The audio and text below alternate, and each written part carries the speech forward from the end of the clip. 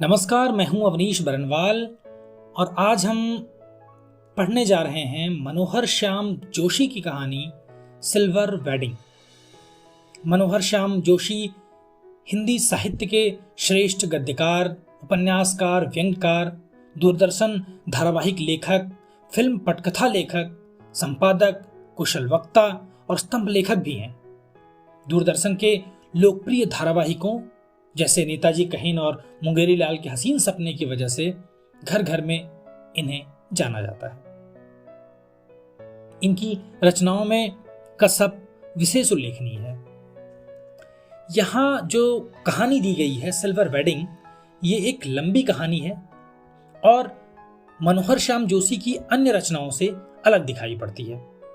हमारा समाज जो आधुनिकता की ओर बढ़ रहा है वह बहुत सारी उपलब्धियां लिए हुए है, बहुत सारे अचीवमेंट्स इस समाज के हैं, लेकिन दूसरी तरफ हम अपने रिश्तों को, हम अपनी परंपरा को, संस्कृति को कहीं पीछे छोड़ते आ रहे हैं। इस कहानी में आधुनिकता और परंपरा का संघर्ष है। इस कहानी में दो वाक्य, जो हुआ होगा और समहाउ इम्प्रॉपर, ये बीज वाक्य हैं इस कहानी के। एक में स्थिति को ज्यों का त्यों स्वीकार करने की बात की गई है और दूसरा जो समहाउ इम्प्रॉपर है, ये एक ऐसी स्थिति में ले जाता है जहां अनिर्णय है, जहां द्वंद्व है। इस कहानी के मुख्य चरित्र यशोधर पंत हैं, जो सेक्शन ऑफिसर हैं। अपने ऑफिस में बैठे हुए हैं और काम कर रहे हैं अपनी फाइलों पर। वे 5 बजने के बाद भी दफ्तर से नहीं निकलते हैं अपना काम पूरा किए बिना। दफ्तर की घड़ी में 5 बज रहे हैं। सभी दफ्तर के उनके साथी कर्मचारी जाना चाहते हैं, लेकिन इन्हें बैठा हुआ देखकर उन्हें भी रुकना पड़ता है। कुछ अधीनस्थ कर्मचारी, कुछ इनके जूनियर्स इनसे मजाक भी करते हैं। जब यशोधर बाबू अपनी घड़ी देखते हैं तो वह उनसे कहता है कि यह घड़ी पुरानी हो गई है, इसे रिप्लेस कर दीजिए, इसकी जगह कोई दूसरी नई घड़ी ले लीजिए, सस्ती मिल जाएगी। यशोधर बाबू उन्हें बताते हैं कि यह घड़ी शादी में मिली है और हमारी तरह यह घड़ी भी पुरानी है, लेकिन समय सही बताती है। इस तरह का जवाब देने के बाद वे सोचने लगते हैं कि जब शुरू में वह दिल्ली आए थे तो उनकी उम्र उतनी नहीं थी कि उन्हें नौकरी मिल सके। तब उनके सहायक, उनके गुरु, उनके सब कुछ किसंदा थे। उन्होंने उन्हें मेस का रसोइया बनाकर रखा। उन्होंने यशोधर बाबू के लिए घर पैसा भेजने की व्यवस्था की, उन्हें कपड़े दिलवाए। इन बातों में खोए हुए वे थोड़ी देर बाद सवाल का जवाब सोच पाते हैं और कहते हैं कि मेरी शादी 6 फरवरी 1947 को हुई थी। जो अधीनस्थ कर्मचारी हैं वे यशोधर बाबू को बधाई देते हैं कि आज आपकी शादी की सालगिरह है, आज आपकी शादी की सिल्वर वेडिंग है, क्योंकि आपकी शादी को 25 वर्ष हो गए हैं। यशोधर बाबू की ये सब बातें समहाउ इम्प्रॉपर लगती हैं। वे कहते हैं कि मैं ये बेकार के चोंचले नहीं मानता। ऑफिस के लोग जबरदस्ती करके उनसे 20 रुपए ले लेते हैं, जिससे वे अपने लिए चाय मटरी की व्यवस्था कर सकें। उनकी सिल्वर वेडिंग के अवसर पर वे अपने साथियों के साथ कुछ खा पी सकें। यशोधर बाबू ऑफिस से निकलकर बिरला मंदिर जाते हैं और वहां उद्यान में बैठकर प्रवचन सुनते हैं। यह बात घर वालों को अच्छी नहीं लगती। बिरला मंदिर से निकलने के बाद वे सब्जी मंडी जाते हैं, वहां सब्जी लेकर के, और 8 बजे के पहले कभी घर नहीं पहुंचते। आज जब यशोधर बाबू अपने ऑफिस से निकलकर बिरला मंदिर जा रहे थे तो उनकी नजर किशनदा के 3 बेडरूम वाले क्वार्टर पर पड़ी, जहां किशनदा रहा करते थे। वहां पर अब 6 मंजिला मकान बन गया है। ये इमारतें यशोधर बाबू को नहीं अच्छी लगती हैं। उन्हें दुख होता है कि उनके किशनदा की स्मृति यहां नहीं है। अब यशोधर बाबू का पिछले कई सालों से अपनी पत्नी और अपने बच्चों से छोटी छोटी बात पर मतभेद होने लगा है। इसी वजह से वे घर जल्दी नहीं लौटते। वे अपने ऑफिस से निकल कर पहले बिरला मंदिर जाते हैं, वहां प्रवचन सुनते हैं, वहां से सब्जी मंडी जाते हैं और जानबूझकर समय अधिक लेते हुए 8 बजे तक वे घर पहुंचते हैं। उन्हें यह बात बिल्कुल अच्छी नहीं लगती कि उनका बड़ा लड़का जो एक विज्ञापन कंपनी में नौकरी कर रहा है वो शुरू से ही 1,500 रुपये यानी 1,500 रुपीज की सैलरी पा रहा है। ये बात भी उन्हें समहाउ इम्प्रॉपर लगती है कि कोई कंपनी उन्हें शुरू में ही इतने पैसे क्यों दे रही है। उनका दूसरा बेटा आईएएस की तैयारी कर रहा है और एलाइड सर्विसेज में चयन होने के बाद भी बन ही गया, यानी आईएएस, आईएफएस, आईपीएस इन्हें छोड़ करके इसके बाद की जो सर्विसेज हैं वो एलाइड सर्विसेज कही जाती हैं। वो लड़का एलाइड सर्विसेज में नहीं गया, उसे आईएएस ही बनना है। इस बात पर भी उन्हें आपत्ति है। उनका तीसरा बेटा स्कॉलरशिप लेकर अमेरिका चला गया है और उनकी एकमात्र बेटी शादी से इनकार कर रही है और डॉक्टरी की ऊंची पढ़ाई के लिए और पढ़ाई करने के लिए अमेरिका जाने की धमकी दे रही है। उनके बच्चे तरक्की कर रहे हैं, अच्छी पढ़ाई कर रहे हैं, लेकिन यशोधर बाबू उनकी तरक्की से खुश होते हुए भी उनके साथ सामंजस्य नहीं बैठा पाते हैं। उनके साथ वे मिलकर बैठकर बातें नहीं कर पाते हैं। उनके नए तौर तरीकों के साथ खुद को ढाल नहीं पाते हैं। यशोधर बाबू की पत्नी भी लगभग उन्हीं की उम्र की है, लेकिन वो बच्चों के दबाव में मॉडर्न बन गई हैं। वे अपने बच्चों का पक्ष लेती हैं और यह बात यशोधर बाबू को अच्छी नहीं लगती, इसलिए वे अपनी पत्नी को भी चिढ़ाते हुए उसका मजाक उड़ाते हैं। लेकिन कहीं ना कहीं उन्हें लगता है कि उनका मजाक खुद ही बन गया है। किशनदा के क्वार्टर के सामने खड़े होकर वे सोच रहे हैं कि अगर वे शादी न करते तो पूरी जिंदगी अपने समाज को समर्पित कर देते, कितना अच्छा होता ये। यशोधर बाबू ने किशनदा के बारे में सोचना जारी रखा। किशनदा ने सभी लोगों की मदद की, सभी लोगों को अपने पास आश्रय दिया, अपने पास रखा, उनकी हर संभव सहायता की। उनके तमाम साथियों ने अपने लिए मकान भी ले लिए। लेकिन जब रिटायरमेंट हुआ किशनदा का, तो किसी ने उन्हें अपने पास रखने की पेशकश नहीं की। किसी ने नहीं कहा कि आप हमारे पास रहिए। स्वयं यशोधर बाबू भी नहीं कर पाए क्योंकि वे भी शादीशुदा थे। किशनदा कुछ समय तक किराए के मकान में रहे और फिर अपने गांव लौट गए और 1 साल बाद उनकी मृत्यु हो गई। हालांकि उन्हें कोई बीमारी भी नहीं थी। किशनदा के बारे में यशोधर बाबू सोचते हैं कि किशनदा कहते थे कि मूर्ख लोग मकान बनाते हैं और सयाने लोग यानी चालाक लोग उसमें रहते हैं, और करना क्या चाहिए कि रिटायरमेंट के बाद अपने घर चले जाना चाहिए। उन्हें लगता है कि रिटायरमेंट से पहले कोई लड़का सरकारी नौकरी में आ जाएगा और उनका क्वार्टर उनके पास रहेगा। लेकिन अगर ऐसा नहीं हुआ तो क्या होगा, इसका जवाब उनके पास नहीं होता। यशोधर बाबू अपने रिश्तेदारों से भी जुड़े रहना चाहते हैं।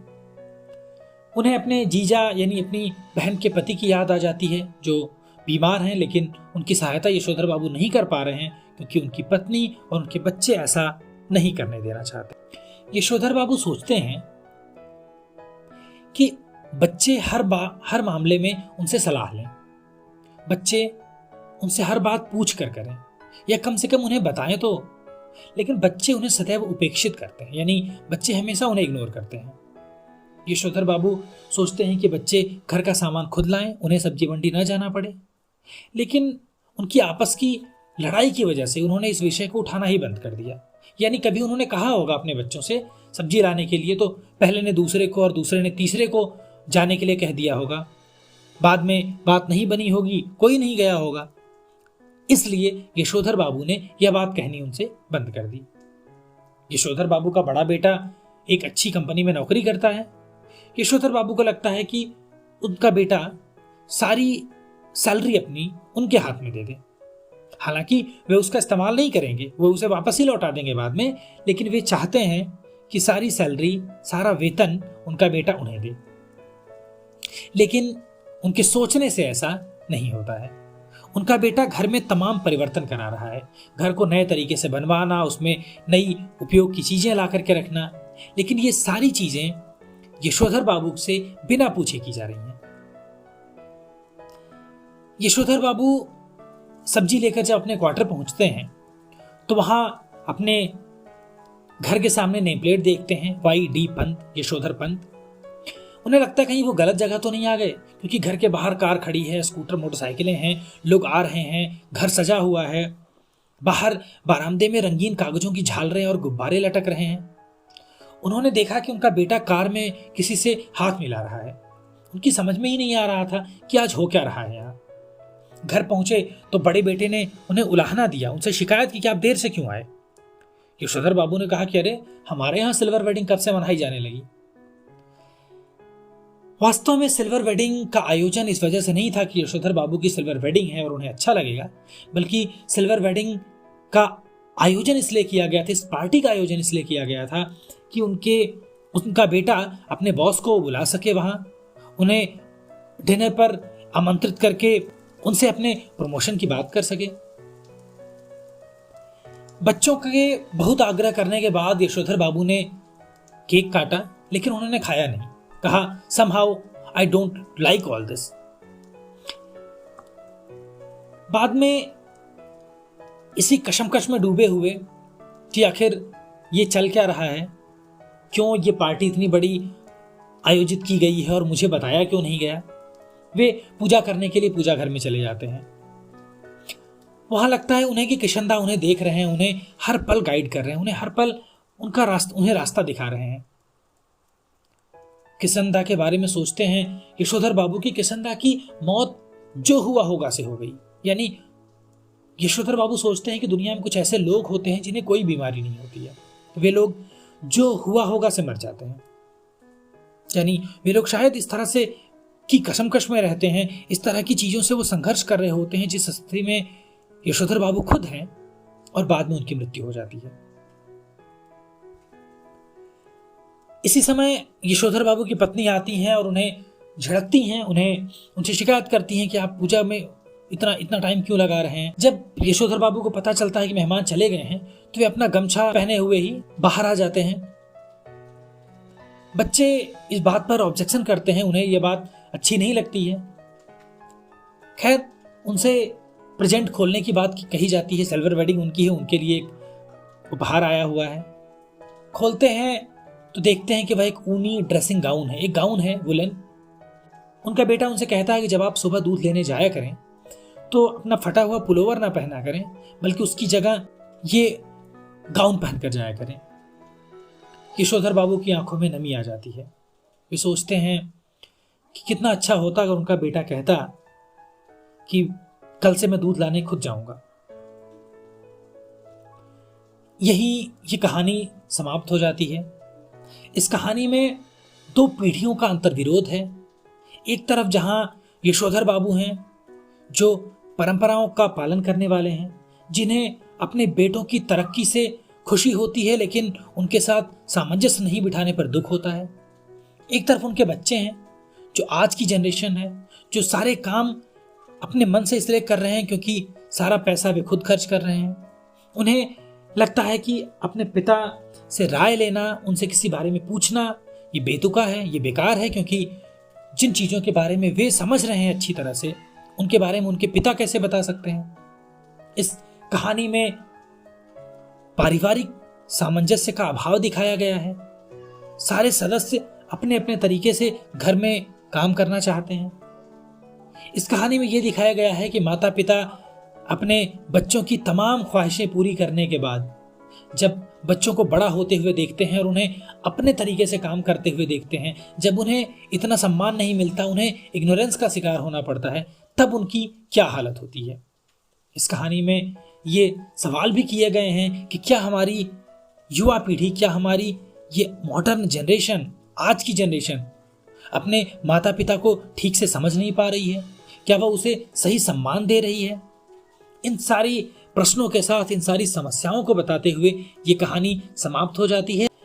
अब इस पाठ के समापन के बाद हम इसके प्रश्नोत्तर भी देख लेते हैं। पहला प्रश्न इसमें है, यशोधर बाबू की पत्नी समय के साथ ढल सकने में सफल हो जाती हैं, लेकिन यशोधर बाबू असफल रहते हैं। आप जानते हैं कि यशोधर बाबू की पत्नी अपने बच्चों के दबाव में आकर वे बदल जाती हैं। बच्चे आधुनिक परिवेश में, वे मॉडर्न एरा में पैदा हुए हैं, उनकी लाइफस्टाइल वैसी है। माँ ने भी उनकी लाइफस्टाइल को थोड़ा बहुत अपने अंदर ढाल लिया है, वे थोड़ा बहुत अपने आप को बदल चुकी हैं। लेकिन यशोधर बाबू वे पुराने जमाने के हैं, वे किशनदा को अपना आदर्श मानने वाले हैं, वे सारी परंपराओं का पालन करने वाले हैं, और ये सब करने के चक्कर में वे अपने बच्चों से सही तालमेल नहीं बिठा पाते, वे आधुनिकता को अपने ऊपर नहीं ओढ़ पाते। दूसरा प्रश्न है कि पाठ में जो हुआ होगा, इस वाक्य की कितनी अर्थ छवियां आप खोज सकते हैं, यानी कैसे कैसे अर्थ में ये वाक्य प्रयोग किया गया है। तो जो हुआ होगा जो वाक्य है, ये पहली बार तब आता है जब किशनदा के भाई से उनकी मृत्यु का कारण पूछते हैं। उत्तर में भाई ने कहता है कि जो हुआ होगा, यानी कुछ क्लियर पता नहीं है, कोई कुछ स्पष्ट पता नहीं है कि क्या हुआ, यानी जहां कहीं भी संशय की स्थिति है, जहां कहीं अस्पष्टता है, वहां जो हुआ होगा का प्रयोग किया जा रहा है इस पाठ में। यशोधर बाबू इसके बारे में काफी सोचते हैं। वे सोचते हैं कि जिनके बच्चे नहीं होते हैं वे लोग ऐसे ही मर जाते हैं, यानी जो हुआ होगा से मर जाते हैं। जिनके बच्चे होते हैं उनको थोड़ी सुरक्षा मिलती है, बच्चे उनकी देखभाल करने वाले होते हैं। अगर किशनदा के भी बाल बच्चे होते तो शायद उनकी मृत्यु इस तरह से नहीं होती। इस वाक्य का प्रयोग किशनदा भी करते हैं। वे कहते हैं कि अमीर हो या गरीब हो, सभी इसी जो हुआ होगा से मरते हैं, यानी कुछ पता नहीं कैसे मर जाते हैं। तीसरा प्रश्न है कि समहाउ इम्प्रॉपर, यह वाक्यांश यशोधर बाबू अक्सर ही प्रयोग करते हैं, तकिया कलाम की तरह, यानी एक ऐसा वाक्यांश है जिसको फ्रिक्वेंटली यूज करते हैं, लगातार वे प्रयोग करते हैं। यहां पूछा जा रहा है कि क्या संबंध बन रहा है इस कहानी से, इस वाक्यांश का। तो वास्तव में यह वाक्यांश यशोधर बाबू बहुत प्रयोग करते हैं, जहां पर वे किसी चीज को गलत मानते हैं, उनके सिद्धांत और उनके हिसाब से वे चीजें गलत ठहरती हैं, ठीक नहीं लगती हैं उन्हें, वहां पर वे समहाउ इम्प्रॉपर का यूज करते हैं, चाहे वो अपने परिवार के संदर्भ में हो या फिर अपनी सोसाइटी के से रिलेटेड। वह ऐसी चीजों को समहाउ इम्प्रॉपर कह देते हैं। जैसे एक जगह जहां उनके बेटे की सैलरी की बात होती है, कहते हैं कि साधारण उनका पुत्र है, सामान्य उनको इतनी ज्यादा सैलरी मिल रही है, ये समहाउ इम्प्रॉपर है।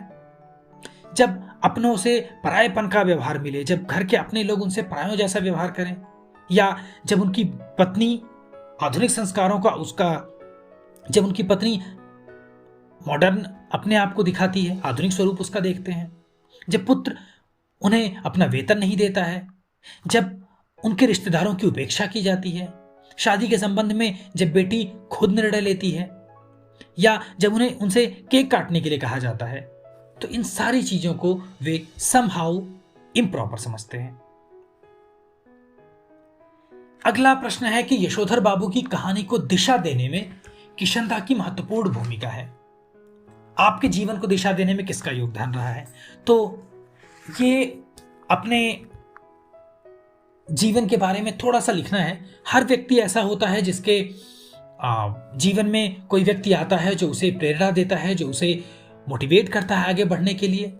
आपके जीवन में कौन है, आप उसके बारे में बिल्कुल उसी तरह से लिख सकते हैं जिस तरह से यशोधर बाबू ने किशनदा के बारे में बताया है, किस तरह से किशनदा ने अपने आदर्श यशोधर बाबू को सिखाए और उन आदर्शों पर यशोधर बाबू हमेशा चलते रहे।